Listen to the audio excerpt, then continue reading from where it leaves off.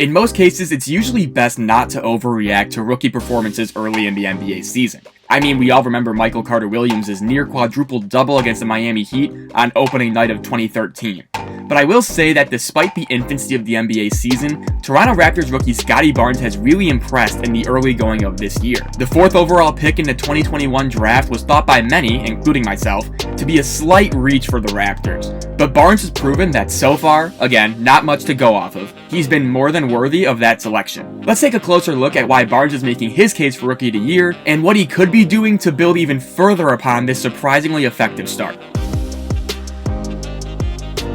Through Barnes' first 4 games, he's averaging 16.8 points to go along with 8.5 boards while shooting 56% from the floor. Again, it's early, and it should be noted that Pascal Siakam hasn't been available for any of the Raptors games this year. But the fact that Barnes is taking around 12.5 shots per game while getting around 34 minutes is important. It shows a confidence that Nick Nurse and company have in Barnes that isn't typical with most rookies. For Barnes to be playing this crucial of a role for a team that isn't trying to lose every game, sorry Josh Giddey and Jalen Green, is pretty rare, and thus, Scottie Barnes is ahead of the curve.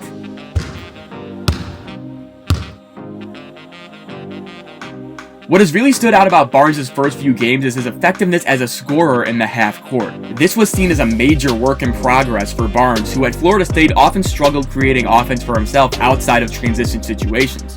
But in his first 4 NBA games, Barnes has shown much more of a comfortability in these situations. He's intuitive as a cutter, as that feel he has with the ball in his hands translates well without. And here's another example of Barnes recognizing Jason Tatum falling asleep, cutting to the elbow, and rising and firing for the mid-range jumper. Barnes has also shown a real ability to find and exploit mismatches. In Toronto's game against Dallas, he bodies Luka not once, but twice, both leading to easy layups. You don't see many rookies initiating this opportunity, let alone taking advantage of it. Barnes was a 27.5% three-point shooter at Florida State and shot 62% from the free throw line. His jumper in college and before that was shaky at best. There was a weird hitch, he didn't elevate well, and obviously it didn't go in a whole lot. So far with Toronto though, his shot looks a lot smoother. Coming off movement, he looks much more comfortable rising and firing, whether it be off the catch or off the dribble, and that raises his projected ceiling by infinite measures. The fact that there has already been so much growth in the areas that Barnes was thought to struggle with coming into the NBA is extremely encouraging. It's also important to note that he's doing this without a reliable three-point shot. It's not like he's relying on some hot shooting streak for his points. Through 4 games, Barnes is taking 1.5 threes a game while only connecting on 16.7% of those attempts. While obviously you want to see that improve at some point down the line, the fact that he's succeeding so well despite his 3-point shooting really sticks out to me. It shows that the scoring flashes he's shown in the NBA are much more projectable and sustainable than previously thought. Despite some of the surprises we've seen with Scottie Barnes, some of the things have been as advertised. His transition playmaking and veracity in the open floor have been on full display. Watch him here as he trails the fast break and then finishes with a nice controlled layup over Peyton Pritchard. His playmaking vision in the open floor has also translated well to the NBA. Watch him fire this offhanded rifle to Chris Boucher for the easy layup. And finally, here's a textbook backdoor pass from Barnes to Boucher, which again ends up in a dunk.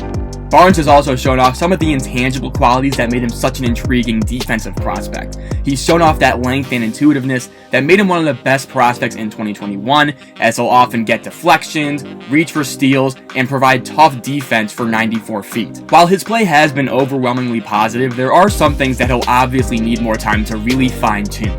Obviously, the shot needs to become even more fluid. Even though it's much improved, you can still tell that he's somewhat hesitant to really let loose offensively. This should only get better though as he gets more confident in his role and his shot as time moves forward. He's also had some typical rookie mistakes in terms of turning the ball over. He'll force passes that aren't there, make some poor reads in transition, but honestly, going back and watching some of these turnovers, a lot of these aren't his fault. This is a good hit ahead to OG Anunoby, but he can't corral it. And this is a good drop-off pass to Precious Achiuwa, but he can't squeeze it either. And finally, despite how disruptive he's been defensively, he's still prone to making some young mistakes.